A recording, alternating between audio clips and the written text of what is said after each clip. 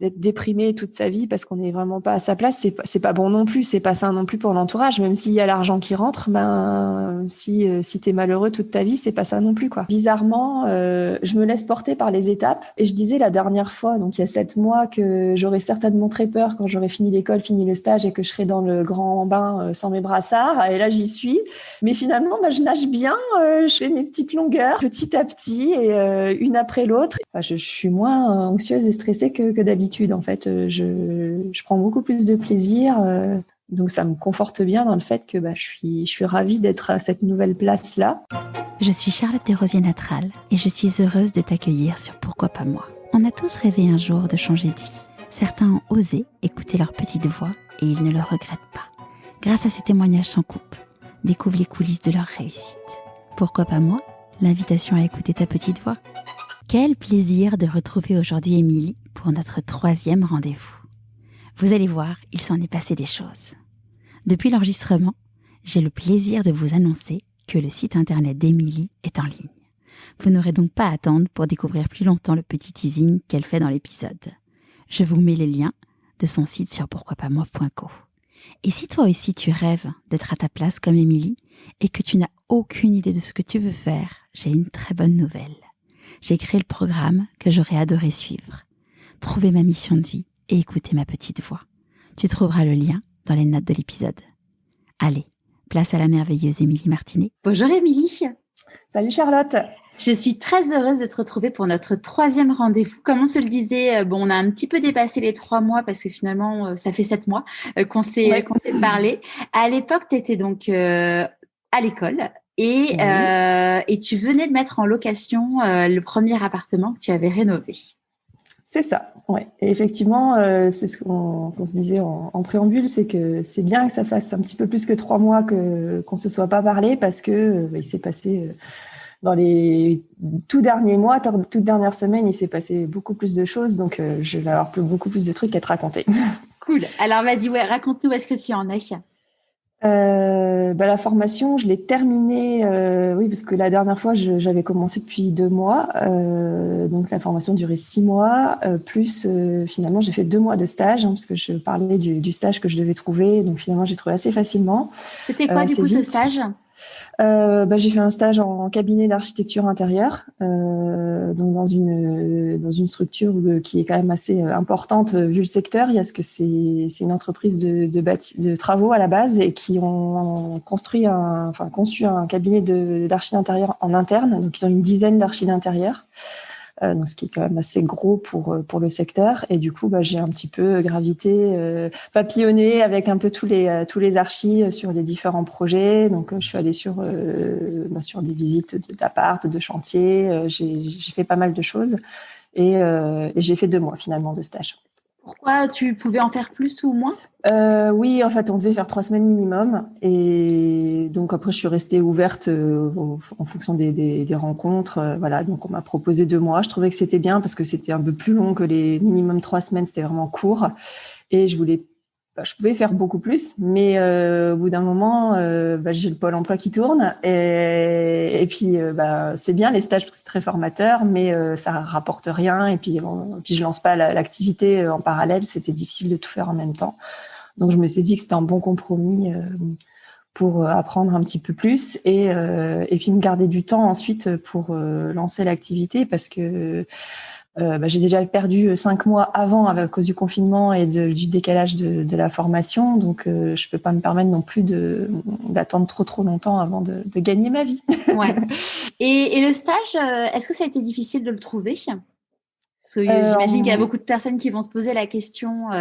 Il y a beaucoup de personnes qui se posent la question pour la formation, parce que j'ai encore beaucoup de contacts. Donc c'est MMI Déco on l'avait dit dans les épisodes d'avant. MMI. Moi j'ai eu de la chance parce que en gros c'est mon 3e CV que j'ai envoyé qui a marché, et j'ai passé l'entretien, ça s'est super bien passé. Ils m'ont répondu dans la semaine que c'était ok, donc j'ai pas beaucoup cherché, j'ai envoyé une 20aine de candidatures en tout. J'ai trouvé vraiment assez vite. Et il y en a qui ont un peu plus galéré, donc je pense que j'ai eu de la chance parce que la conjoncture, le contexte fait que en ce moment c'est un peu plus compliqué. Et il y a le secteur qui fait qu'il y a beaucoup d'archis qui sont seuls. et qui n'ont pas forcément de temps à accorder à une personne en plus. Alors soit elles vont prendre quelqu'un pour les exploiter entre guillemets sur faire de la 3D à gogo pour les dépatouiller, et après il faut tomber sur quelqu'un qui va vraiment apprendre toutes les ficelles du métier. Donc ça a été assez varié dans la promo. Donc si je parle que pour moi, ça a été facile, mais je pense que j'ai eu de la chance.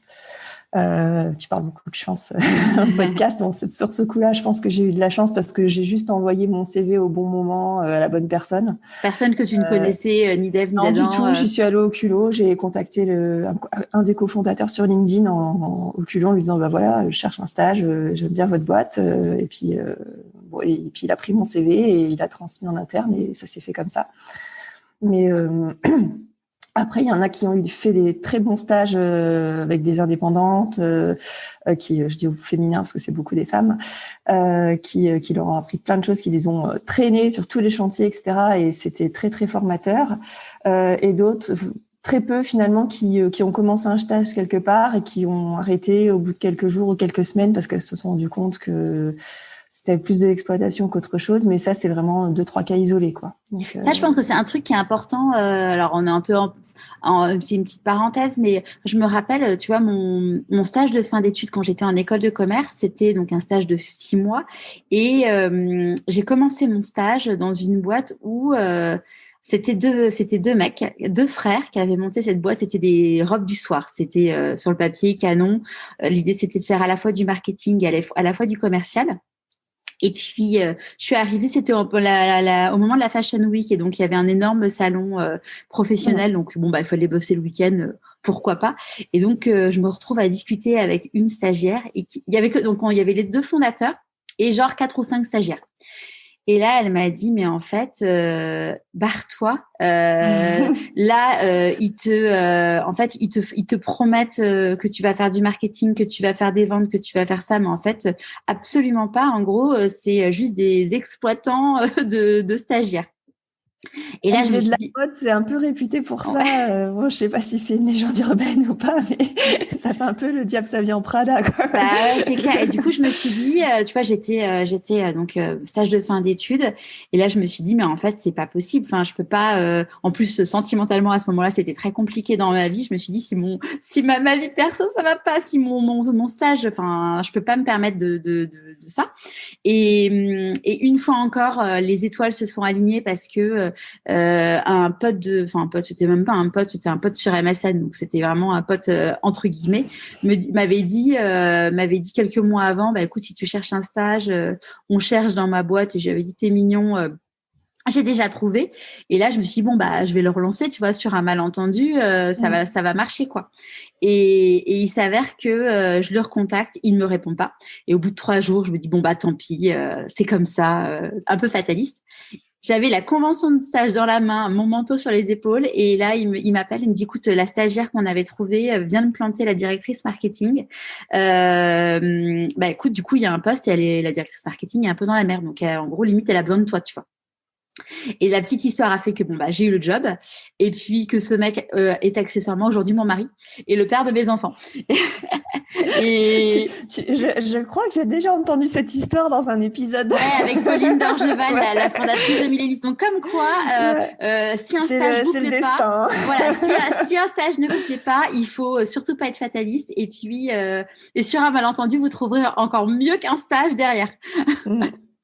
Mais c'est vrai que c'est pas évident. Mais enfin, mon stage de fin d'études aussi, quand j'étais en école de commerce, ça a commencé. J'étais super contente d'avoir trouvé dans une très grosse boîte.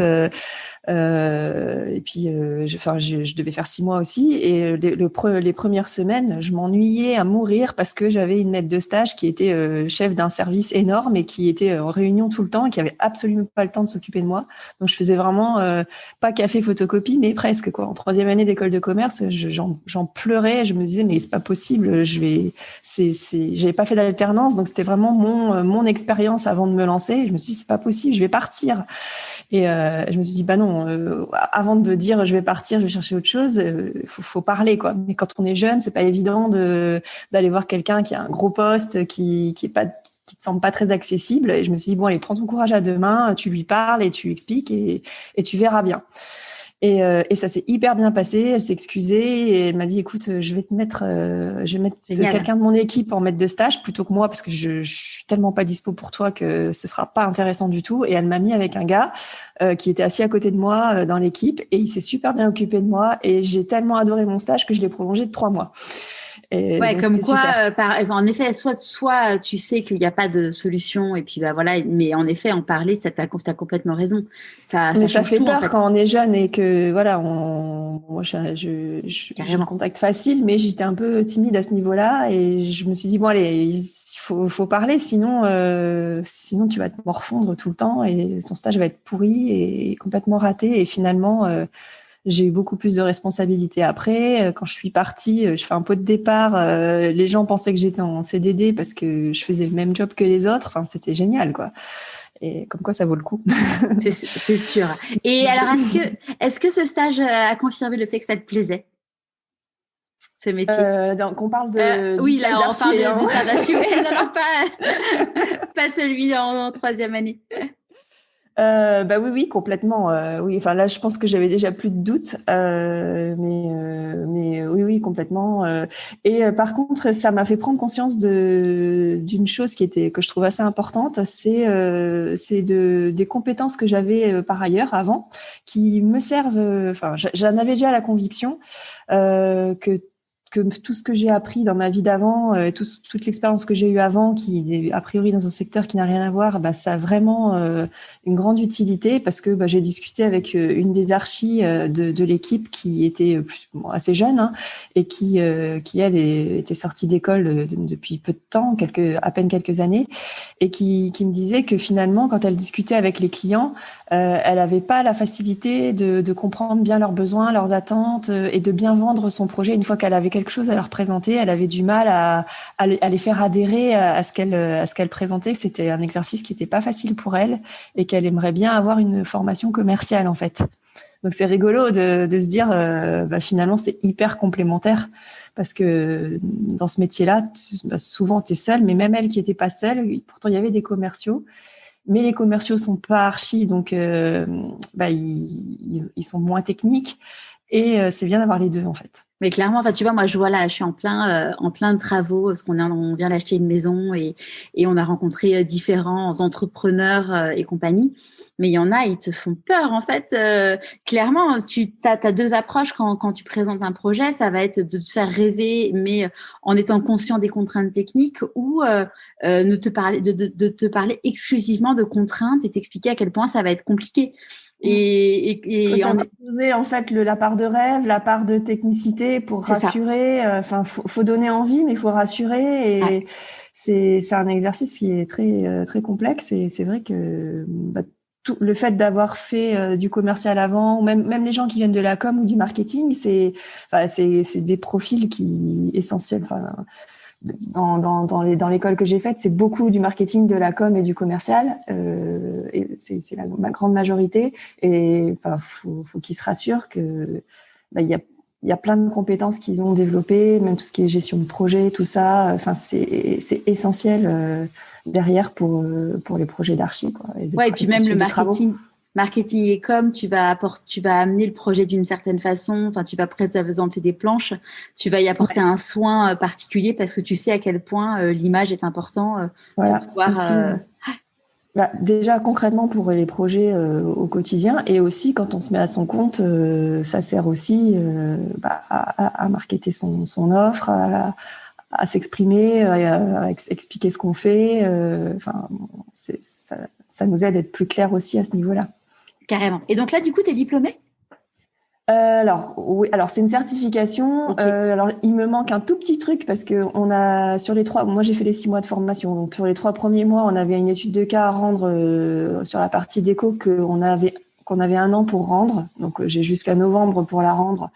Je vise de la rendre en juillet parce que j'ai pas eu du tout le temps d'avancer beaucoup dessus pendant SP Archi et pendant mon stage. Donc là j'ai bien avancé sur le projet, mais j'ai un 80 mètres carrés à refaire, enfin tout un plan, tout un dossier à faire, comme si on remettait le dossier aux artisans pour faire les travaux. Hein, donc c'est vraiment très abouti. Donc, il me reste que ce truc-là à rendre.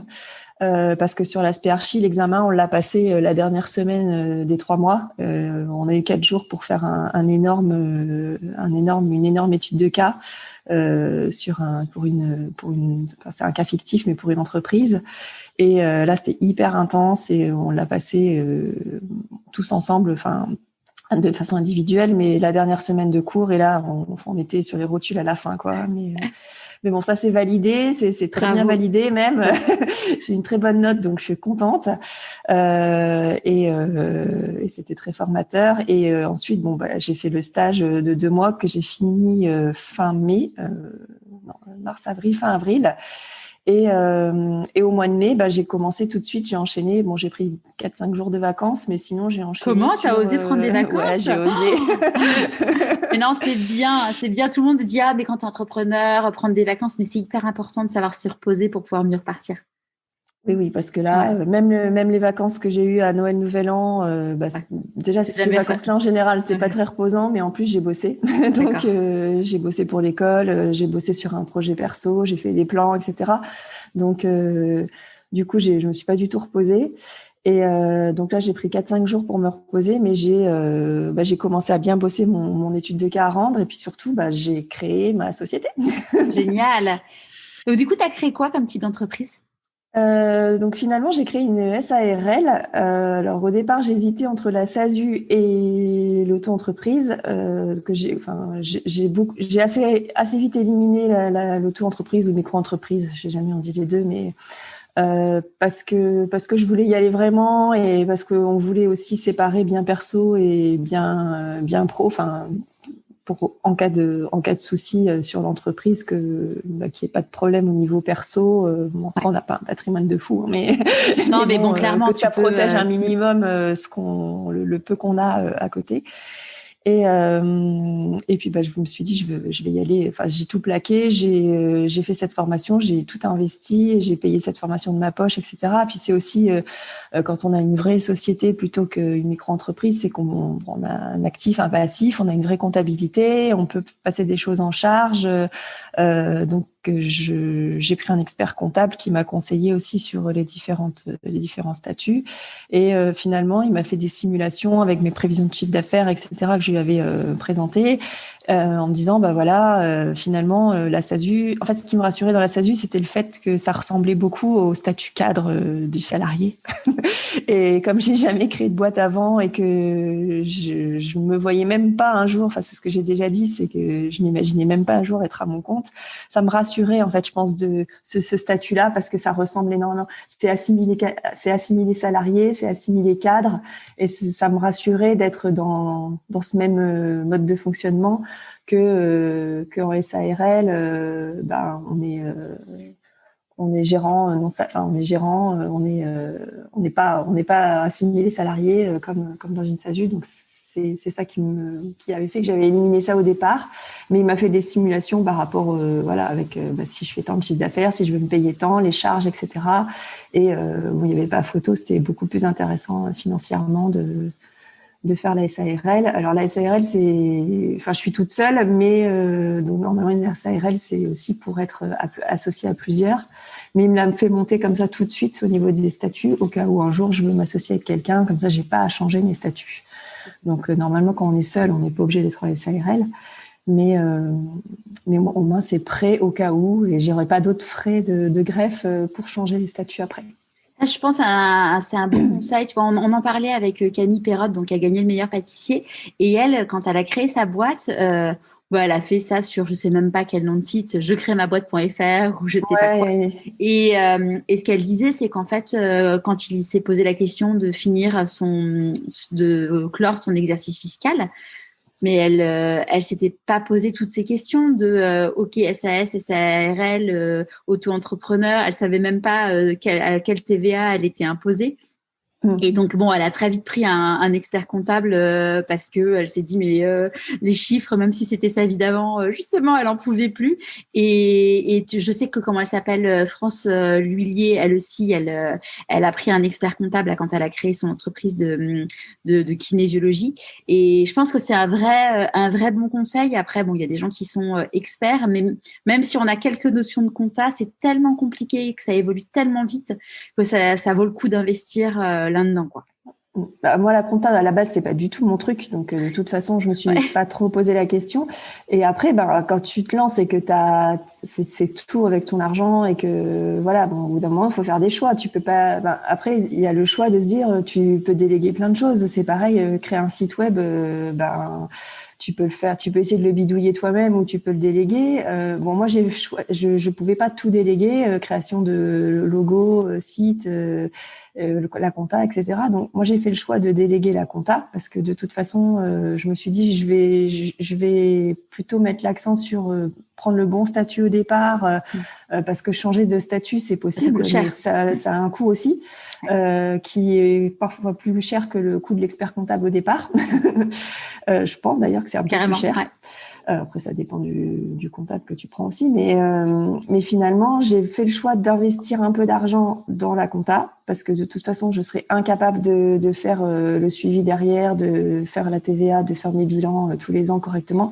Et j'ai peur de faire des erreurs et c'est même pas volontaire. En fait, le risque derrière d'avoir des rappels qui peuvent coûter cher alors que c'est une erreur qui est pas volontaire. Enfin, donc j'ai préféré investir dans ça.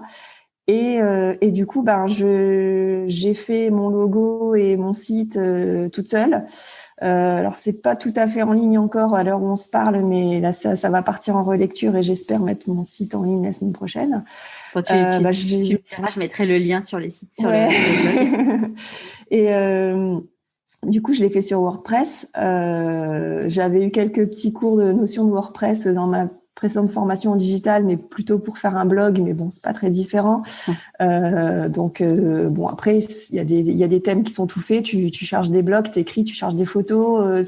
Moi, je l'ai montré à une amie avant-hier. Elle me dit, ah, mais t'as fait tout ça toute seule, mais c'est énorme. Mais finalement, je lui dis, mais tu sais, si j'ai réussi à le faire, tu peux le faire aussi parce que c'est vraiment accessible. Bon, après, il y a plein de petites bidouilles au niveau des balises et du SEO où c'est un petit peu plus touchy. Mais là, j'ai un ami qui est adorable qui va me relire ça la semaine prochaine, dont c'est le métier.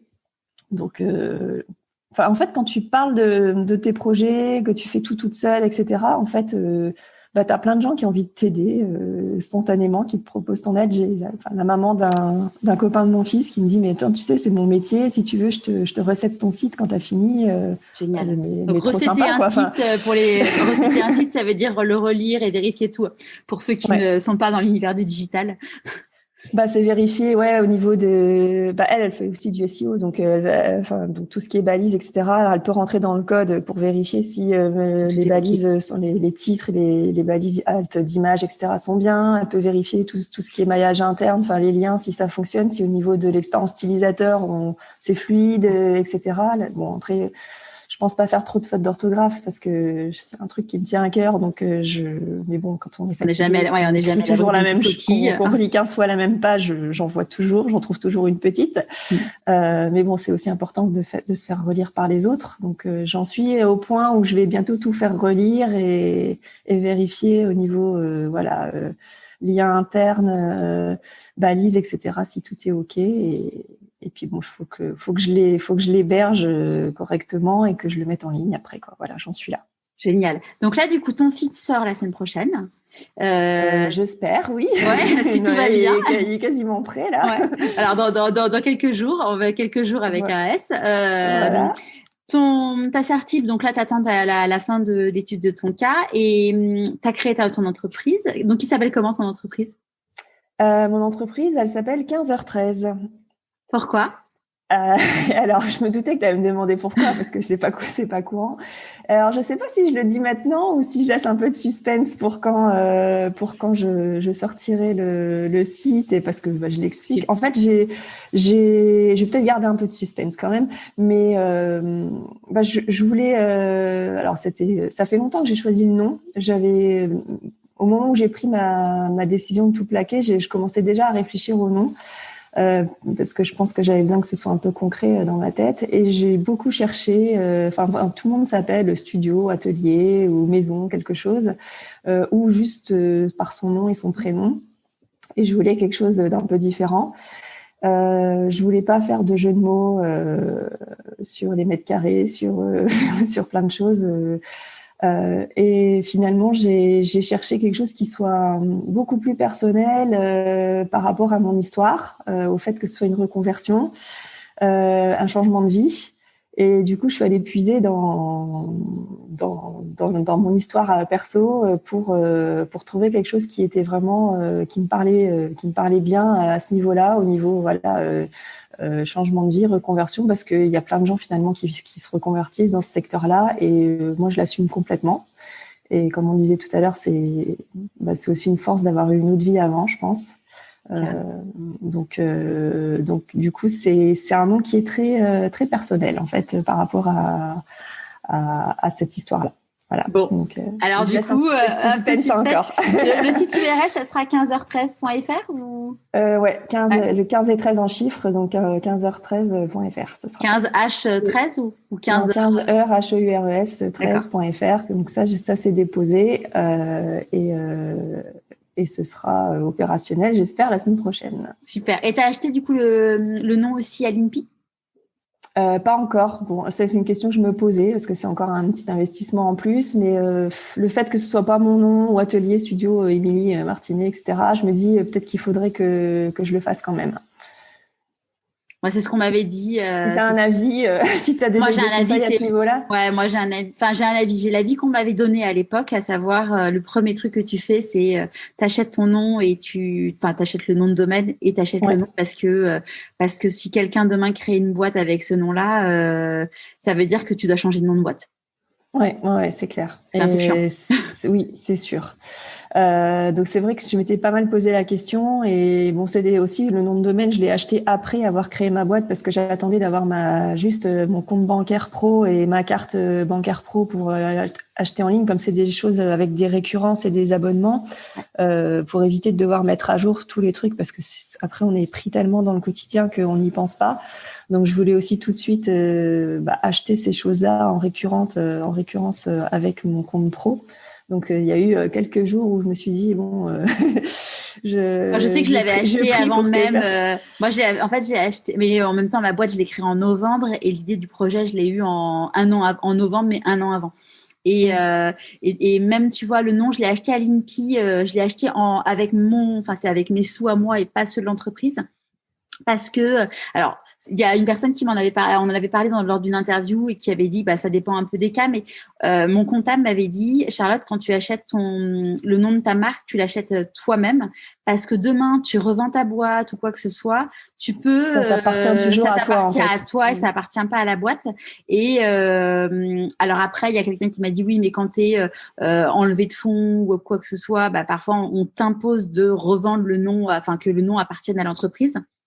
Mais demain, tu t'associes, tu seras bien contente que le nom il t'appartienne à toi et il appartienne pas à la boîte. Après, c'est un billet parce que de mémoire. Oui, c'est ce que j'allais dire. J'allais poser la question. Je pense que ça intéresse un peu mal. Ouais, le prix. Alors de mémoire, je crois que en fait, quand tu quelques centaines d'euros, non? Ouais, en gros, alors ça date d'il y a 1 an et demi et je vais vous faire un aveu, chers auditeurs, c'est qu'en fait les chiffres et moi, on n'est pas du tout copains. Donc à l'époque, moi, j'avais en tête 400-500 euros. Ouais, en gros, c'est de mémoire, c'est quand tu déposes, c'est deux classes. En fait, en gros, tu as des classes qui sont des. Enfin, non, tu déposes le nombre de classes que tu veux en fonction de où tu veux te mais placer, au début, en gros, le premier prix, entre guillemets, je crois que c'est 2 classes. Tu dis, j'achète mon nom de domaine dans 2 classes, une classe correspondant à une case, à une type de catégorie. Donc, je crois que c'est 400 euros le truc de base, en fait. Ouais. Et ensuite, tu peux évidemment rajouter le nombre de classes que tu peux monter. T'as pas moi, de limite après. C'est ça, c'est illimité. Moi, je crois que ça m'a coûté 600 euros et quelques. Donc, clairement, ça fait un petit peu mal quand tu le fais de ta poche et que tu es au chômage et compagnie.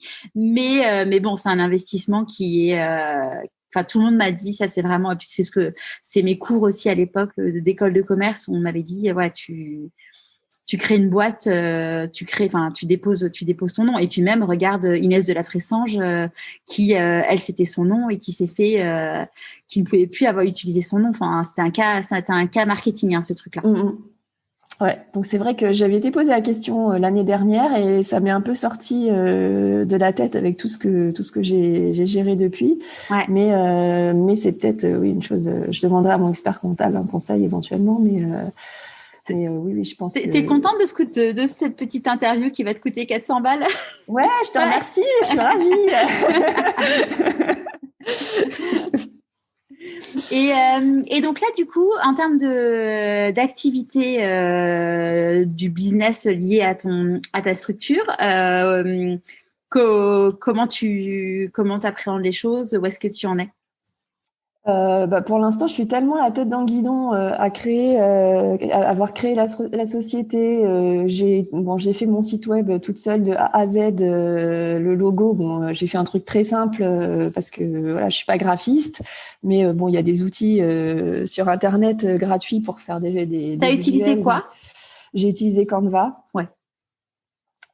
Pour l'instant, voilà, je fais très simple. Après, je bidouille un petit peu sur Photoshop, donc voilà. Mais après, je suis vraiment pas du tout graphiste. L'idée, c'était déjà d'avoir un nom, et puis de pouvoir raconter quelque chose autour. Et désolée, j'ai maintenu le suspense. Mais du coup, oui, j'ai voulu me débrouiller sur ces choses-là toute seule au départ parce que je me dis que c'est des choses que je peux faire évoluer par la suite.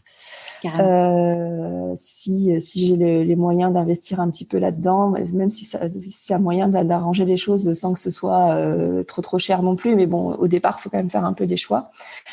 Surtout que tu viens de me faire dépenser bientôt 400 € plus. Donc clairement, je ne ferai pas faire mon logo tout de suite par quelqu'un de professionnel. Mais voilà, après, au niveau du développement du business, là, je me suis fixée pour objectif d'avoir tout au mois de juin de près, mon site, mon logo, c'est fait, mais donc, du coup, mes cartes de visite. Enfin, faut que j'ai pas créé mon email pro encore, mais donc, tout est prêt, mais il faut que j'enchaîne. Il y a beaucoup de choses. Il y a beaucoup de choses à faire. Et mes cartes de visite, en gros, elles sont prêtes, mais tant que j'ai pas mon site en ligne et mon email pro qui soit opérationnel, je peux pas lancer l'impression au cas où il y a un petit souci là-dessus que je dois tout refaire. Mais a priori, je vais rejoindre une association d'entrepreneurs locales dans ma commune, où je connais donc déjà 3 personnes qui en font partie. Et du coup, ils ont un événement le 1er juillet. Donc, il y a une personne qui m'en a parlé, qui potentiellement, je pourrais y participer. Donc, ce serait bien que je sois prête avec mes cartes de visite et mon site opérationnel pour cette date-là. Donc, ça me fait un petit objectif déjà à court terme de me dire, il faut au moins que je sois prête pour ça.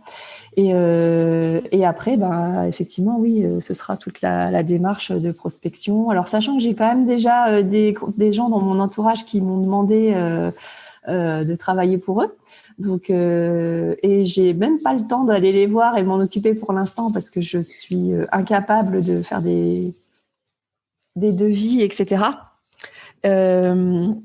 Donc ils sont compréhensifs, hein, c'est des gens qui sont assez proches, donc du coup ils comprennent que j'ai besoin de lancer tout ça avant. Mais déjà j'ai quelques touches là tout de suite quand je suis prête. Et puis après ce sera la démarche d'aller taper aux portes, etc. Donc de commencer peut-être à faire un peu de payant sur Insta ou déjà juste de communiquer sur le lancement, sur le nom du site, le nom de la boîte, et puis de dire ça y est, je suis opérationnelle.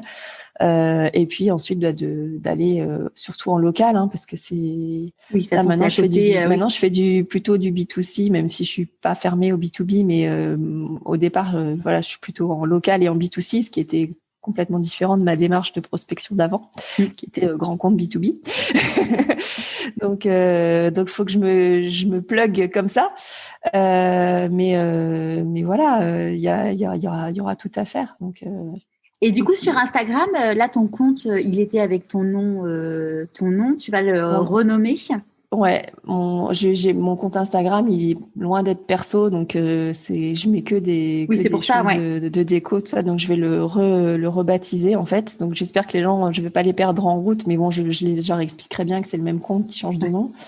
Mais oui, le nom d'utilisateur, je vais garder mon nom, mon prénom pour que voilà, on sache qui je suis. Ouais. Mais le compte en lui-même, le ce sera 15h13, donc. Ça va changer dans pas très longtemps. C'est pareil, ça fait partie des objectifs du mois de juin. Top. Et tu disais aussi que via Instagram, il y avait des personnes aussi qui t'avaient contacté à l'époque pour justement que tu les accompagnes. Ça a débouché sur quoi? Alors, oui, ça fait partie aussi des leçons à tirer qui intéresseront. Alors, je les ai vus et j'ai bossé comme je venais à peine de commencer ma formation depuis un mois. J'étais incapable de me lancer tout de suite, de faire des devis ou quoi que ce soit. Et puis, c'est ce que je disais, c'est de faire payer les gens tout de suite. Sachant que je suis pas en activité, j'ai pas d'assurance. Ça fait aussi partie de mes gros chantiers du moment, c'est l'assurance, parce que je veux pas faire signer des devis tant que j'ai pas une assurance correcte. Donc il y en a beaucoup qui bossent sans assurance, je pense, dans ce métier, mais moi je trouve que c'est pas bien. Donc là, je suis vraiment aussi dans cette démarche-là en ce moment. Et donc du coup, j'ai commencé à bosser sans avoir fait signer quoi que ce soit. Donc je leur ai fait des plans, des 3D, alors qui étaient du niveau de mon niveau de l'époque. J'ai progressé depuis, mais on se projetait quand même très bien. C'était à l'échelle et on se projetait quand même très bien dans l'espace. Et j'ai eu un merci, mais juste un merci. Ok, merci quoi. Alors que j'ai quand même bossé beaucoup en plus de ma formation sur le projet.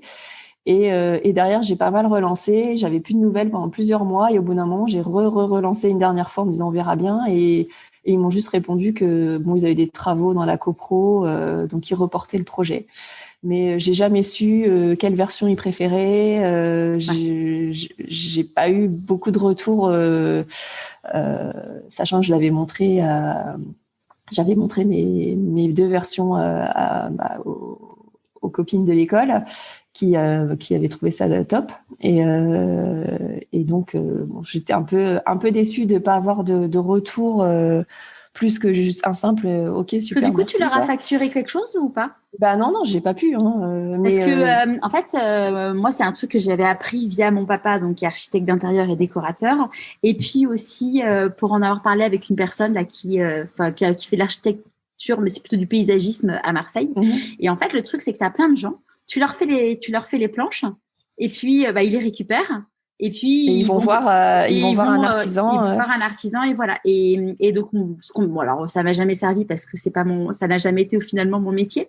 Mais c'est que tout le monde, en tout cas les gens avec qui j'avais bossé à l'époque et puis ce que me disait papa, c'est que eux ce qu'ils faisaient c'est que ils faisaient payer le projet. Donc, c'est-à-dire, OK, je vais bosser pour vous, je vais vous faire un projet, je vais vous faire payer, je sais pas moi, 200, 300 euros, par exemple, 400 euros le prix de ta marque à l'INPI. Et par contre, si tu signes s'ils signent avec toi, tu récupères, en gros, tu dis, voilà, les 400 euros, je vous les facture pas, je les intègre au projet global. Mais ce qui fait que du coup, t'as pas bossé pour rien, t'as pas passé plusieurs heures.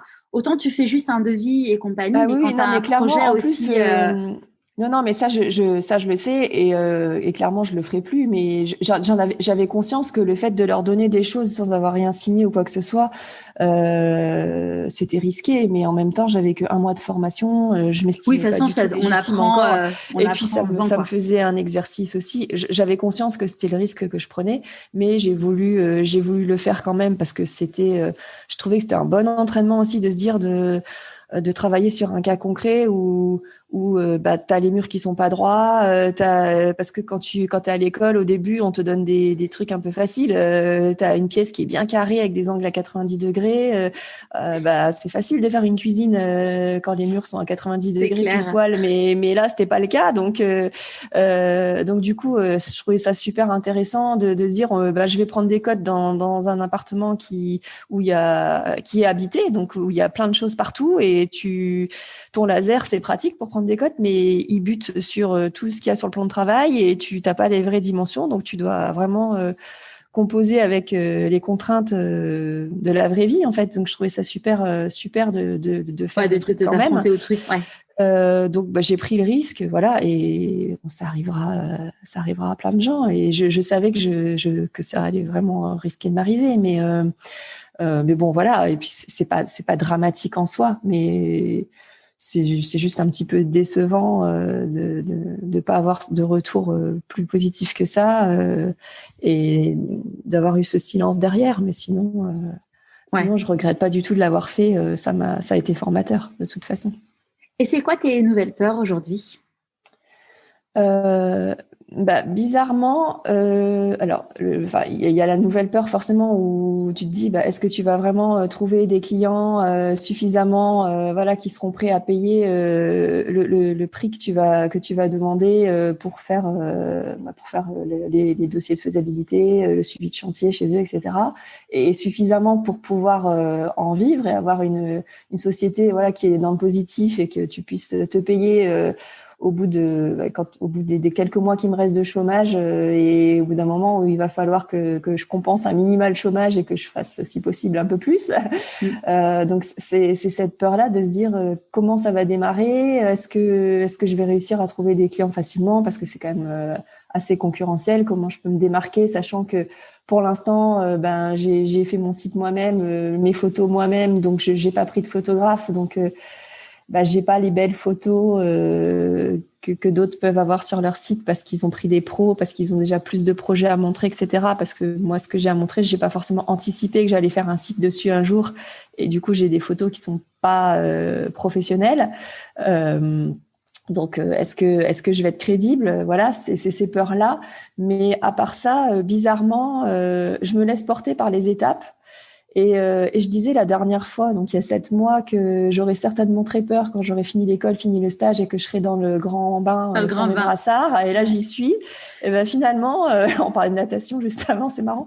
Mais finalement, je nage bien. Je fais mes petites longueurs petit à petit et une après l'autre. Et la boîte est créée, le site est quasiment en ligne. J'ai mon nom, j'ai mon logo, j'ai mes cartes qui vont arriver. Je suis en train de m'assurer. Tout ça, c'est des étapes qui, voilà, je sais que c'est des étapes que je dois faire, donc je les fais petit à petit. Et puis, et bizarrement, c'est étrange pour moi, mais je suis pas tellement stressée en fait. Et donc ça me conforte bien dans le fait que je suis ravie d'être à cette nouvelle place-là. Et comme quoi, j'ai une nature très anxieuse, très stressée, etc. Et là, j'ai du mal à me reconnaître parce que j'ai quand même toujours la tête occupée à ça, mais je suis moins... je suis moins anxieuse et stressée que d'habitude. En fait, je prends beaucoup plus de plaisir. Je suis ravie d'ouvrir mon ordinateur le matin. J'ai du mal à le fermer le soir. C'est top, quoi. Génial. T'es à ta place. Ouais, je pense. L'avenir me dira avec les premiers clients, les premiers retours. Ce sera ça aussi qui sera révélateur, c'est d'avoir les premiers retours des gens sur les premiers projets, les vrais projets que je vais sortir en tant que 15h13. Mais c'est quoi tes grandes réjouissances du moment ? Ce dont on vient de parler, je pense que c'est une belle réjouissance parce que c'est pas évident pas d'aller contre ça. Si j'ai l'impression d'aller un peu contre ma nature anxieuse, etc. Là, je me rends compte que je suis beaucoup plus zen qu'avant. Donc c'est une grande réjouissance pour moi parce que j'ai toujours été super stressée, surtout en me disant voilà, est-ce que je vais réussir, est-ce que là j'ai toujours ces questions-là, mais c'est une attitude en fait, le fait d'être beaucoup plus zen qu'avant, c'est une grande réjouissance pour moi et d'être arrivée jusque là parce que c'est vrai que j'ai une amie avec qui je discutais la semaine dernière qui me disait mais tu te rends compte l'année dernière où tu étais et parce que je lui disais ça avance mais ça avance pas assez vite à mon goût. Et elle me dit mais attends tu peux pas aller plus vite. Qu'est-ce que tu voudrais faire plus vite? Regarde il y a 1 an où tu étais J'étais dans mon chantier, à pas savoir si j'allais faire ma formation. Et finalement, en un an, j'ai fini mon chantier. J'ai loué super facilement l'appart. J'ai fait toute ma formation. J'ai trouvé mon stage facilement. J'ai fini mon stage. J'ai créé ma société. Enfin, je suis prête. Et en un an, c'est énorme d'avoir fait tout ce chemin-là.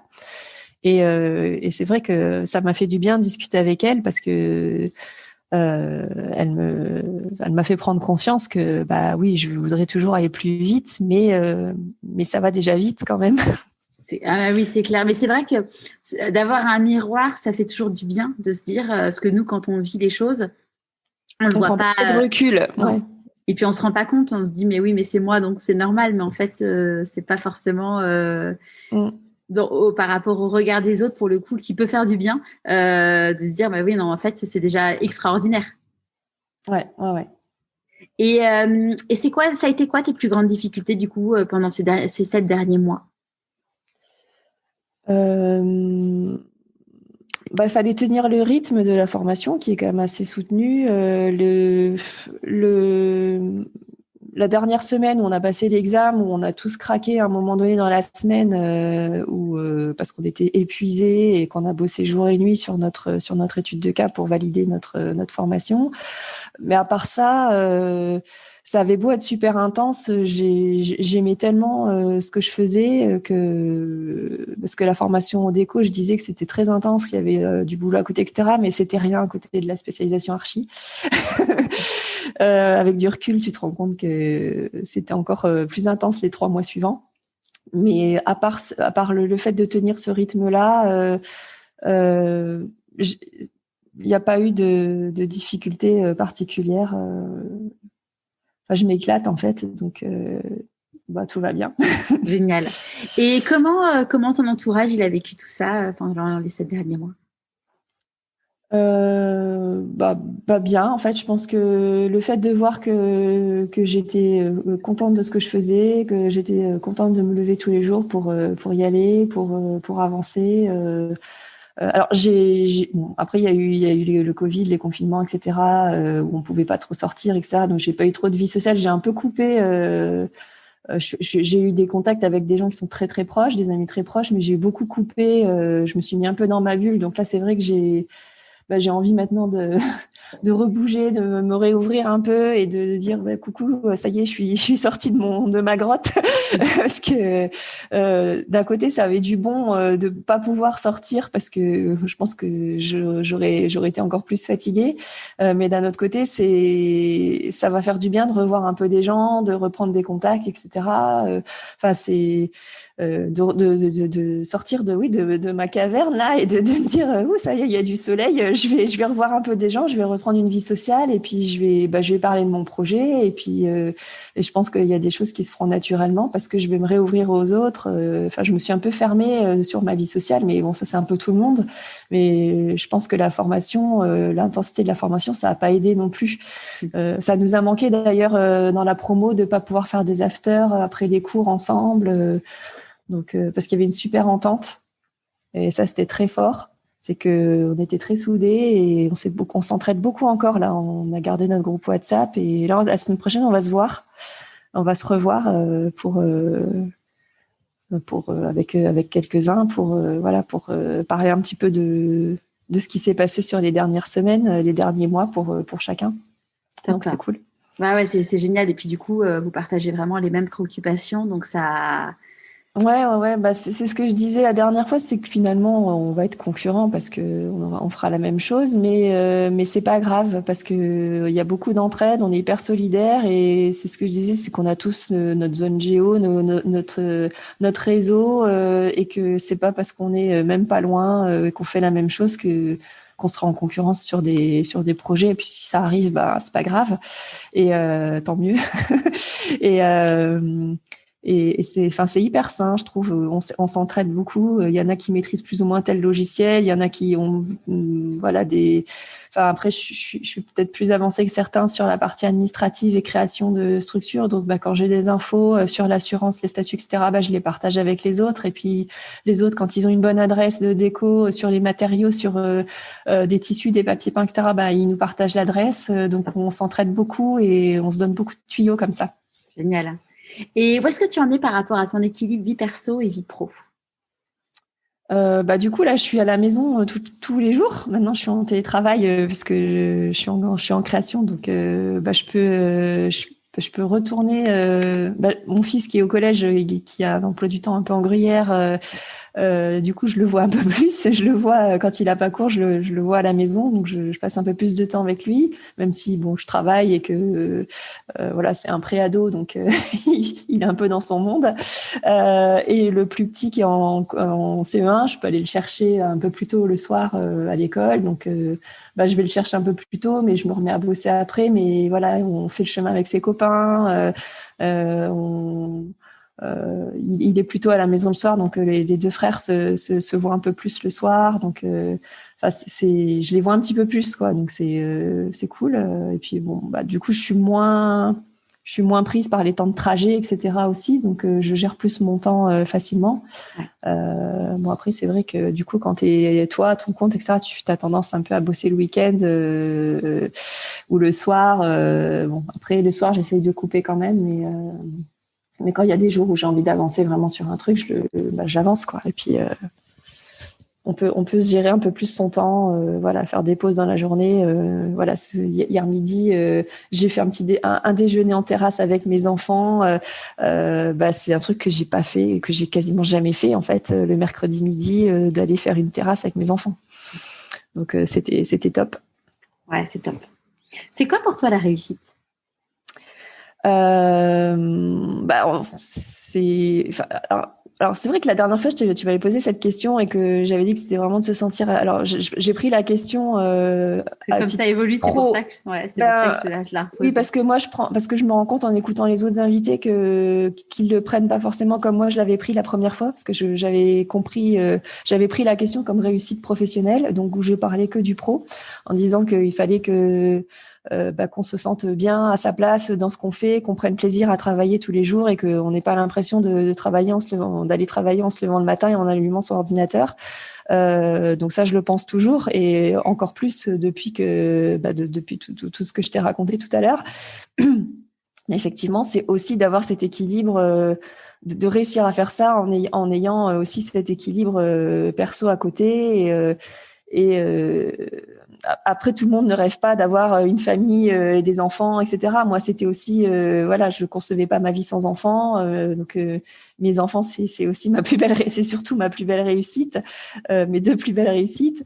Donc, je suis ravie d'avoir réussi à concilier tout ça et d'avoir pu le faire, en ayant l'accord et le soutien de mes proches, de mon conjoint, même de mes parents. Moi, je vois, il y a une nana dans mon groupe qui fait exactement la même reconversion que moi et qui elle n'était pas soutenue par sa famille. Et c'est beaucoup plus compliqué, en fait, d'aller un peu à contre-courant de ses proches qui disent mais pourquoi tu fais cette connerie, entre guillemets, quoi, parce que pour eux c'était vraiment pas du tout une bonne idée de faire ça, mais pourtant je suis persuadée qu'elle va y arriver, hein, que c'est très bien, qu'elle a fait le bon choix et qu'elle va s'éclater et qu'elle est aussi faite pour ça. Mais c'est vrai que c'est beaucoup plus facile quand tu as le soutien de ton entourage. Donc la réussite, alors je sais pas si c'est de la réussite, mais c'est pas uniquement de réussir à vendre son projet à ses proches, parce que voilà, si tes proches sont bornés sur le truc et qu'ils veulent rien savoir, t'as beau bien vendre ton projet, ça va pas le faire. Mais bon, j'ai cette chance-là, pardon. Ça, c'est vrai, quand tu vois, c'est quelque chose dont on parle dans chaque épisode, hein, sur le rôle de l'entourage. Et l'autre jour, je discutais avec une personne qui a suivi mon programme Trouver sa mission de vie, écouter sa petite voix, et qui me disait que elle n'est pas du tout soutenue, en fait, par son mari sur le fait de vouloir changer de vie et se reconvertir, et qu'elle le vivait de façon très difficile, parce que clairement, c'est déjà une vraie aventure, et si tu n'as pas le soutien de tes proches, ça met des bâtons dans les roues, là où quand tu te reconvertis, que tu as le soutien de tes proches, comme disait Aline des Authentiques, c'est le petit. De toute façon, c'est toi qui vas devoir sauter la falaise, d'une falaise à l'autre, mais le soutien de tes proches, c'est le petit moteur qui va te donner un peu plus d'énergie, quoi. Je pense, ouais, c'est clair. Je pense que les proches, en fait, ils ont peur pour nous. Bien sûr. Ceux qui nous suivent pas, c'est qu'ils se disent, bah, t'as une situation, t'es confortable, t'es sur les rails, tu gagnes ta vie, t'as une famille, pour la plupart, c'est un peu stéréotype, mais c'est un peu cliché, mais c'est ça.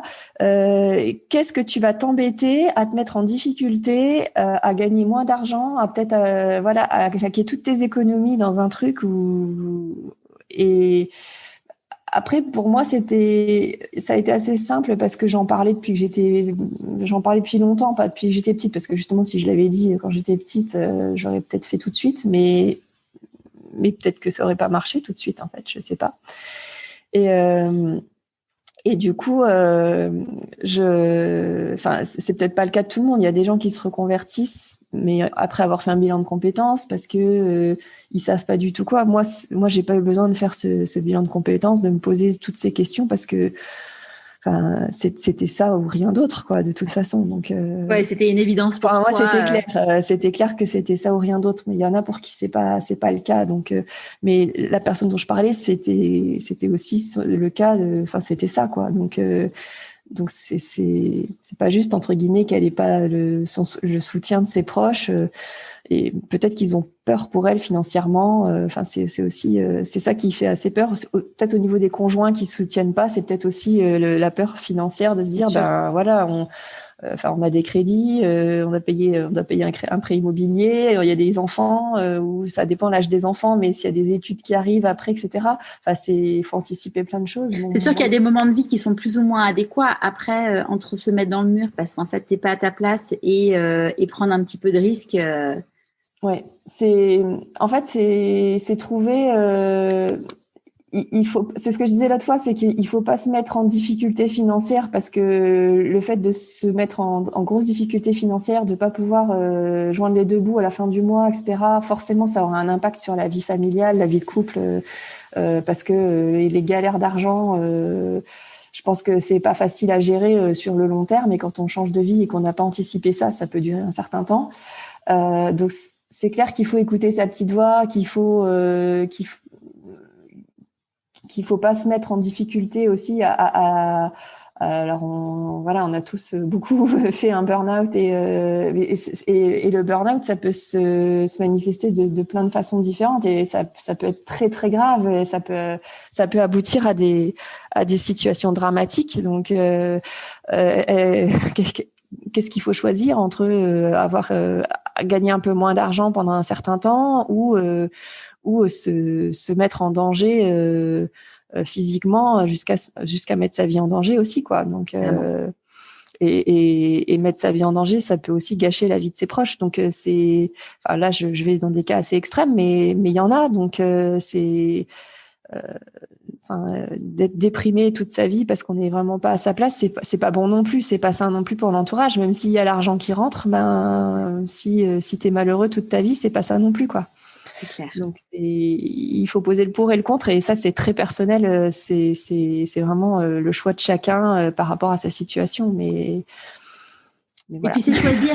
En fait, tu vois, moi c'est ce que je dis souvent, c'est qu'en fait peut-être qu'à un moment tu sens que ta petite voix, elle te dit ce job-là, il n'est pas fait pour toi, mais c'est pas le moment non plus de changer, parce que tu vois, Marion, que je suis en chemin, qui à 60 ans s'est reconvertie pour être vitrailliste. Et Marion, elle dit, il y a eu un moment dans sa vie où elle avait envie de changer de métier, mais elle venait de divorcer, elle avait à sa charge ses 2 enfants qui étaient petits.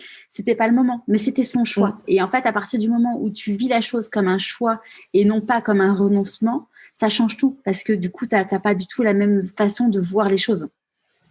Ouais. Après, c'est un feeling. Moi, je l'ai senti à ce moment-là. Que de toute façon, j'arriverais à rien faire d'autre tant que j'étais pas allée au bout de cette idée-là. C'était ce qui s'est passé pour moi il y a un an et demi maintenant.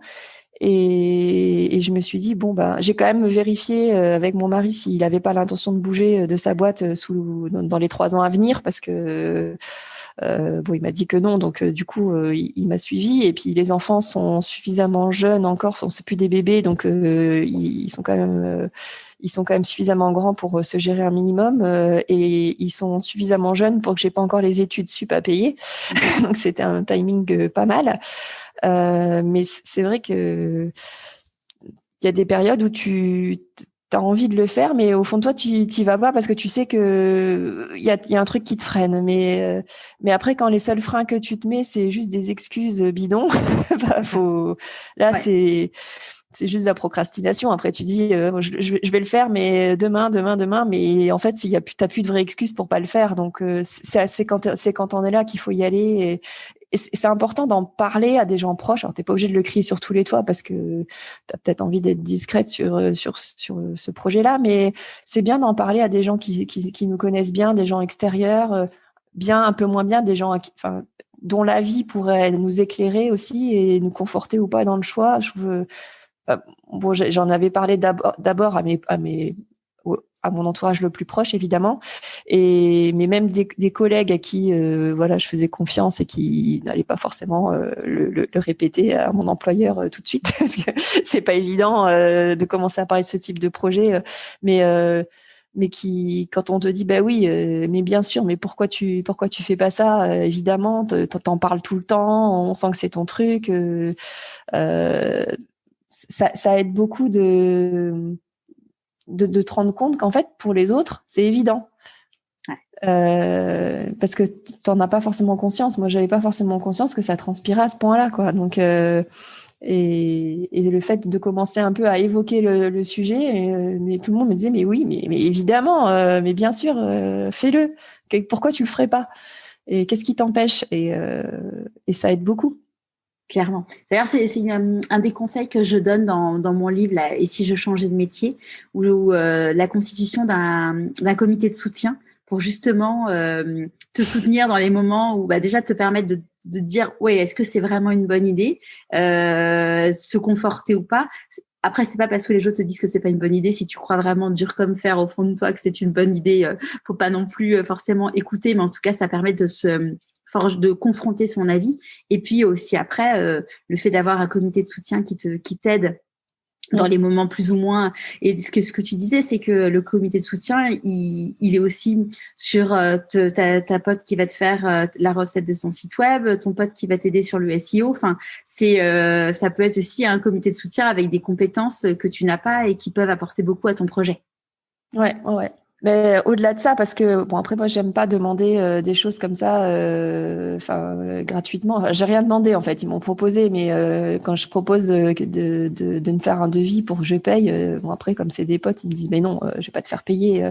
Mais au bout d'un moment, moi c'est ce que je dis. Mais tout travail mérite salaire. C'est qu'au bout d'un moment, c'est pareil. Moi je vais pas refaire les appartes de tous mes potes gratuitement parce que je vais jamais vivre de mon nouveau métier. Donc au bout d'un moment. Si tes potes écoutent, il y a un petit message qui doit être passé. Non, mais c'est ce bien sûr. C'est toujours délicat de travailler avec des gens trop proches parce que tu te dis oui, c'est normal que je te paye, tu bosses pour moi, pendant que tu bosses pour moi, mais ça marche dans les deux sens, hein. C'est que moi je me dis il y a pas de raison qu'ils me fassent pas payer s'ils me débloquent un truc en 5-10 minutes, bon OK, je lui paye un verre, je l'invite au resto, c'est réglé. Mais s'il met plusieurs heures à bosser sur mes trucs et que pendant ce temps-là, il bosse pas avec ses clients, je trouve normal de devoir payer la prestation. C'est logique. Il a un manque à gagner sinon. Donc mais ça marche dans les deux sens.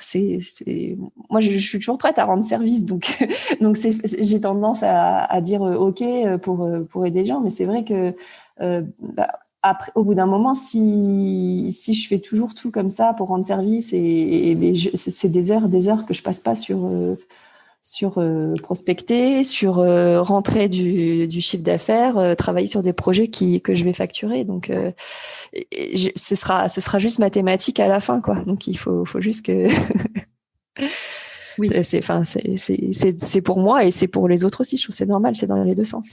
Ouais. Est-ce que tu te rappelles du conseil que tu avais donné?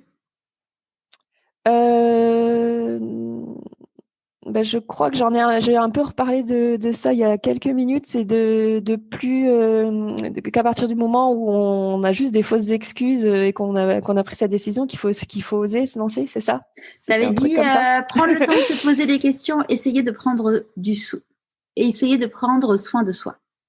Ouais, alors ça c'était au tout début et je crois qu'après une fois que j'avais dit qu'une fois qu'on T'avais avait fait réenchaîné ça sur. qu'il fallait qu'il fallait plus trouver d'excuses en fait, c'est un peu ce que je disais, à part vraiment les grosses barrières qui font que financièrement ou techniquement c'est pas possible, mais tout ce qui est fausses excuses, il faut les enlever et se dire bon bah voilà, c'est que des fausses excuses, maintenant j'y vais quoi. Est-ce que tu as un nouveau conseil à donner? Euh, Ben, je pense que c'est un peu ce qu'on a évoqué avant, c'est le comité de soutien. Je pense que c'est un très bon conseil de s'entourer de quelques personnes qui sont très bienveillantes par rapport au projet et qui nous soutiennent dans les moments où ça marche bien et dans les moments un peu plus difficiles aussi. Et que ce soit pas forcément des personnes du quotidien avec qui tu vis tous les jours, mais des gens que tu vois peut-être un peu moins régulièrement et qui peuvent avoir plus de recul en fait par rapport à parce que les gens qui nous suivent au quotidien, ils voient l'avancée tous les jours, très progressif. C'est un peu comme tu vois tes enfants grandir tous les jours, tu les vois pas grandir parce que tu les vois tous les jours. Et par contre, quand il y a des gens qui n'ont pas vu tes enfants pendant des mois, ils disent punaise, mais qu'est-ce qu'il a grandi? Et en fait, c'est exactement pareil. C'est de se dire d'avoir des gens bienveillants dans ton entourage que tu peux voir sur des périodes un peu plus espacé et quand tu as des doutes, en fait, c'est ces gens-là qui vont te dire, mais attends, t'as vu, ça fait 3 mois qu'on s'est pas parlé, t'as vu tout ce que t'as fait en 3 mois et en fait, ça te remet en place en disant, ça te remet dans le positif en fait et ça te booste pour te dire, bah oui, en fait, oui, là j'ai un petit moment de creux, mais finalement, j'ai super bien avancé et c'est ces gens-là, en fait, c'est ce comité-là qui t'aide à prendre du recul et à te dire bah si en fait t'avances quand même quoi et ça te rebooste en période de doute. Est-ce qu'il y a un conseil qu'on t'a donné et que du coup, tu voudrais donner aujourd'hui? Alors je l'ai pas préparée celle-là. Je Là te suis. comme ça, ouais, là comme ça, je vois pas. Peut-être quand en parlant, ça me viendra, mais euh, non, là je vois pas comme ça. Désolée. À quel moment dans les 7 derniers mois, tu t'es dit pourquoi pas moi? Hum, Bah dans les 7 derniers mois, je pense que je me le suis dit beaucoup avant, mais dans les 7 derniers mois, je sais pas en fait parce que mon chemin il a été tracé dans les 7 derniers mois. J'ai suivi un chemin sur lequel je m'étais engagée avant où je m'étais dit pourquoi pas moi avant. Et du coup, j'étais sur ces rails-là et j'ai continué sur les rails que je m'étais fixés avant, où je m'étais beaucoup dit ça avant. Euh, et, et du coup, ces 7 derniers mois, je pense pas me m'être reposé cette question, me m'être refait cette réflexion-là. C'était beaucoup plus avant, en fait. La dernière fois qu'on s'est parlé, tes prochains défis, c'était de finir ta formation, de trouver un stage et de créer ton entreprise. Yes, bon, je coche les 3 cases. Ouais, bravo.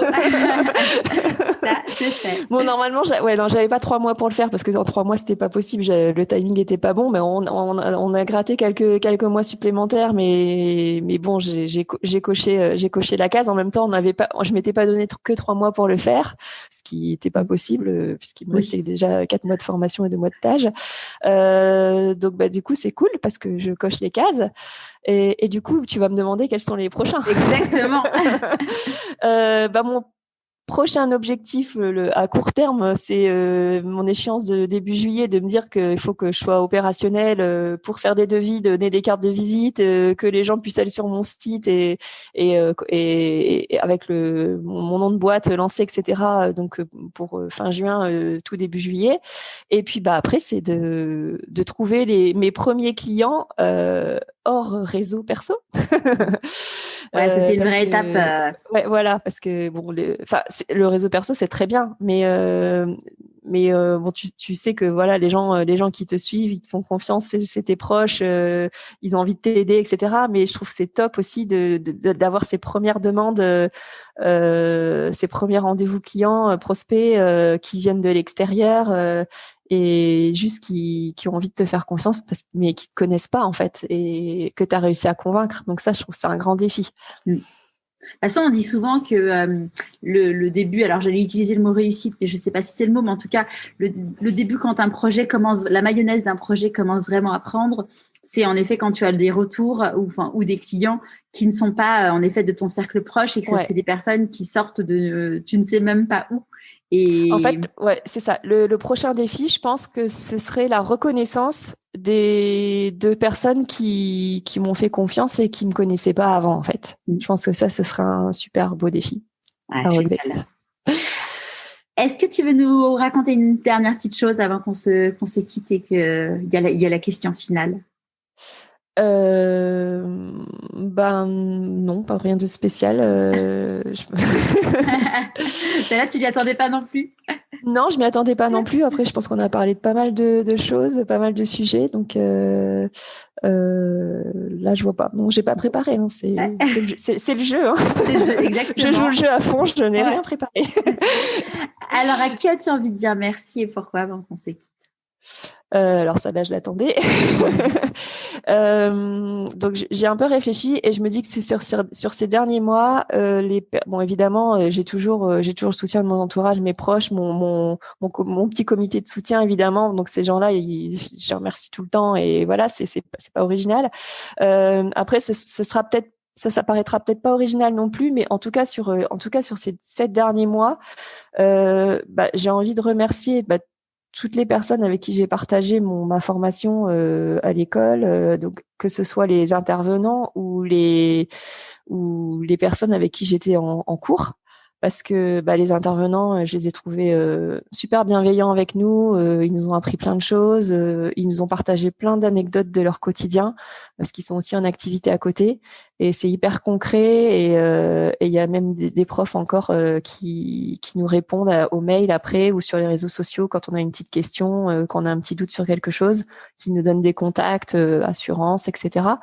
Donc c'est quand même super important, et c'est un lien, je pense, qui se crée beaucoup plus facilement quand on est en présentiel que sur les formations à distance.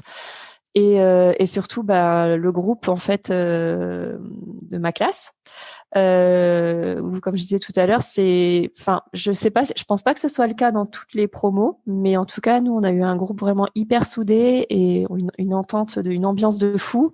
On se marre tout le temps, dès qu'on galère on se marre entre nous, on se remonte le moral, ça fait un bien fou. Dès qu'on a des doutes, on met notre doute sur notre groupe WhatsApp, et puis t'as 15 personnes qui te répondent, qui te reboostent, qui te disent mais oui c'est normal, moi aussi. Et quand on bloque sur un truc, on s'entraide tout le temps. Donc ça, c'est vraiment, je trouve super important qu'on garde cette émulation de groupe, même après la formation. Je sais pas combien de temps ça va durer. Ça va peut-être s'estomper avec le temps, ou peut-être plus ou moins avec certaines personnes, parce que forcément, tu as plus ou moins d'affinité avec les gens. Mais en tout cas, pour l'instant, ça fait un bien fou à tout le monde, je pense. Génial. Donc, c'est eux que j'ai envie de remercier cette fois-ci. Eh ben super, un grand merci Émilie, et puis je mettrai le lien vers ton site. On a hâte de savoir. Je te tiendrai au courant. Le gros teasing. Et oui, alors j'espère que ce sera pas le truc qui va retomber comme un soufflé. C'est juste quelque chose qui était perso et qui me tenait à cœur par rapport au fait que ce soit un changement de vie. Mais voilà. Mais merci beaucoup à toi en tout cas de me donner cette opportunité de prendre du recul sur mon parcours aussi, parce que c'est un exercice qui m'aide aussi à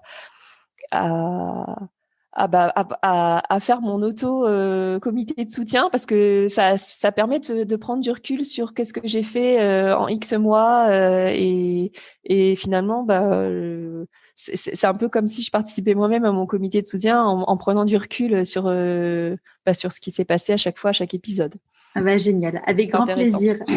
Merci Émilie, et puis à très vite. Alors peut-être pas dans 3 mois parce qu'on sait qu'on va pas le tenir, mais en tout cas dans 6 mois. Ok. Bon, j'espère que j'aurai des défis de relever. Ouais, je te le souhaite. Merci Émilie. J'espère que ce 3e rendez-vous vous aura plu. Retrouve donc tous les liens vers le site d'Émilie, mais également vers le livre « Et si je changeais de métier ?» et le programme « Trouver sa mission de vie et écouter sa petite voix » sur le site pourquoipasmoi.co. Et en attendant, je te dis à jeudi prochain pour un nouvel épisode de Pourquoi pas moi.